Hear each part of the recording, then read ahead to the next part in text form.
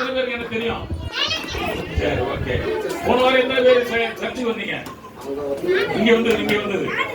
ஆமா, சரி, ஓகே. அவங்களுக்குலாம் சொன்ன செய்தியோட சேர்ந்து ஒரு சின்ன ஒரு செய்தி தான். ரொம்ப நேரம் இருக்க மாட்டேன்.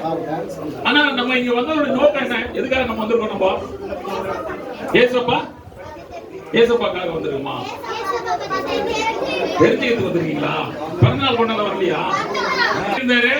வார்த்தையா இருக்கிறார். யோவான் 1:1 என்ன சொன்னது? 1ஆம் அதிகாரத்துல ஆதியிலே வார்த்தை இருந்தது, அந்த வார்த்தை தேவனிடத்தில் இருந்தது, அந்த வார்த்தை மாம்சமாகி இயேசுவாய் நமக்கு இருந்தார்.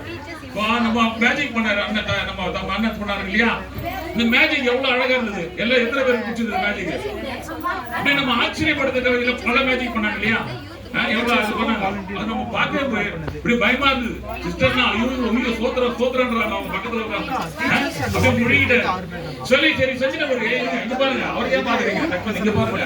சும்மா அவர் பண்ணாரு, எல்லாம் பண்ணிட்டு அவர் என்ன சொன்னாரா? எனக்கு எல்லாம் காசு கொடுங்க, எல்லாரும் எல்லாம் கட்டி போட்டுருவேன். மேஜிக் சொன்னாரு. யார சொல்றாரு? கூட இயேசுதான் சொன்னார் இல்லையா? மேஜிக் தான். என்னது? மாய மந்திரம். ஆனா மாயஜாலத்தை என்ன சொன்னாரு? யார முக்கியப்படுத்தினாரு? ஏசப்பா புடிச்சிங்க சொன்னாரு இல்லையா? யார சொன்னாரு? ஏசப்பா புடிச்சிங்க. எல்லாத்துக்கும் காரணம் ஏசப்பா தான். சரி, வசனம் ஒண்ணே வாசிப்போமா? லூக்கா எழுதின அதிகாரம் 2ஆம் அதிகாரம் 10ஆம் வசனம். டக்குன்னு வாசிக்க போகலாம். யூத் யாரும் கிடையாது, எல்லாம் சின்ன பசங்க. 2ஆம் அதிகாரம் 10ஆம் வசனம். 4 பேர் தான் இருக்காங்க. 6 பேர் தான் இருக்காங்க. தேவதூதன் நோக்கி பயப்படாதீங்க. என்ன சொன்னாரு? தேவதூதன் உங்களுக்கு என்ன சொன்னாரு? நீங்க வார்த்தை பயப்படாதீங்க. முதல் வார்த்தை என்ன தெரியுமா? பயம். வாழ்க்கையில பயம். ஆண்டு சொல்றாரு. இன்னைக்கு இயேசு பிறந்த நாள்ல யார் சொல்றாருன்னா, நான் சொல்லல, வந்திருக்கிற யாருமே சொல்லல. ஏசப்பா என்ன சொன்னாரு உங்களுக்கு? எங்க இருந்த வார்த்தைய பைபிள்ல தானே இருந்த. ஏசப்பா சொல்றாரு. என்ன சொல்றாரு? தேவதூதர்கள் ஆண்டவர் இரவு சொல்லி வார்த்தை சொல்றாரு. யாருக்கு சொல்றாரு பாருங்க? பயப்படாதீங்க. சொல்லுங்க, வாசிமா. இதோ எல்லா ஜனத்துக்கும். யாருக்கு? எங்களுக்கு மட்டும் இல்ல. நான் இந்த ஊர்ல இருக்கிறவங்க கிறிஸ்தவர்களுக்கு மட்டுமே இல்ல, எல்லா ஜனத்துக்கும். வாசிமா. மிகுந்த சந்தோஷத்தை உண்டாக்கும் நற்செய்தி. இன்னைக்கு என்ன நற்செய்தி? சுவிசேஷம் என்பது என்ன? நற்செய்தி. இன்னைக்கு எல்லாருமே கொஞ்சம் பாருங்க, எல்லாத்துக்கும் சந்தோஷம். எல்லாத்துக்கும் சந்தோஷம். இவங்களுக்கு இல்ல, பணக்காரங்களுக்கு இல்ல, ஏழைக்கு இல்ல, கிறிஸ்தவனுக்கு இல்ல, முஸ்லீமுக்கு இல்ல, எல்லாருக்கும். வேறு ஊர் மதம் இது எல்லாம் கிடையாது. கிறிஸ்தவன ஆறுதுன்னா மதம் மாற்றம் கிடையாது. இது மனமாற்றம். இயேசுவை உங்க வாழ்க்கையில அன்றாட பயிற்றுவிக்கிறது. ஒரு வேலையை நீங்க செய்யறீங்கன்னா தொடர்ந்து ஒரு வேலை தராங்க.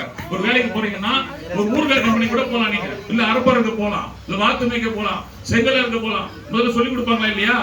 சொல்லி கொடுத்து என்ன பண்ணீங்க? அதுல நீங்க பயிற்றுவிக்கப்பட்டு என்ன பண்றீங்க? அதை செஞ்சு நீங்க உங்களுடைய வருமானத்தை ஈட்டுறீங்க. அதுபோல உங்களுடைய வாழ்க்கை நித்தியமான வாழ்க்கைக்கு யார் தேவைன்னா இயேசுதான். வேத வசனம் சொல்லுது, வானத்தின் மேலாகிலும் பூமியின் கீழாகிலும் இயேசுவின் நாமமே அல்லாமல் வேற ஒரு நாமம் பரலோகத்துக்கு போறதுக்கு கொடுக்கப்படலை. அப்படிப்பட்ட இயேசுவை தான் இன்னைக்கு பிறந்த நாளை கொண்டு எல்லாருக்கும் மிகுந்த சந்தோஷம் உண்டாக்குற நற்செய்தி. எபேசியர் 1:4 1ஆம் வசனம் 1ஆம் அதிகாரம் 4ஆம் வசனம் என்ன சொல்லுது? வாசிங்க பார்க்கலாம். டக்குனு வசனத்தை முழுவதும் இதோட முடிச்சிடறேன். 1ஆம் அதிகாரம் 4ஆம் வசனம்.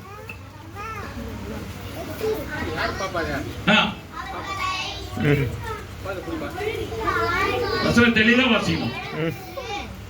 எபேசியர் 1ஆம் அதிகாரம் 4ஆம் வசனம். நமக்கு முன்பாக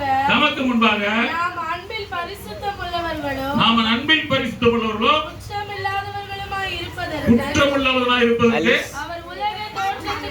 உலக தோற்றத்துக்கு. எப்படியா? உலகம் உண்டானதுக்கு அப்புறம் இல்ல, நீங்க தாயின் வயித்துல உருவத்துக்கு முன்னாடி ஆண்டவர் சொல்றாரு, உள்ள கருவிலே உங்களை தெரிஞ்செடுத்தான். ஆனா இந்த வசனம் என்ன சொல்லுது? உலகமே தோன்றுகிறதுக்கு முன்னாடி இப்படி ஒரு ஆள் பிறக்கணும், இவர் இப்படி வாழணும், இங்க இருக்கணும், இங்க வந்து உட்காரணும், எல்லாம் தேவனுடைய திட்டம். நீங்க நினைக்கிற எதேச்சுமா நம்ம இந்த கூட்டத்துக்கு வந்துட்டோம், எதேச்சும் நம்ம வந்துட்டு போயிட்டோம், சும்மா அங்க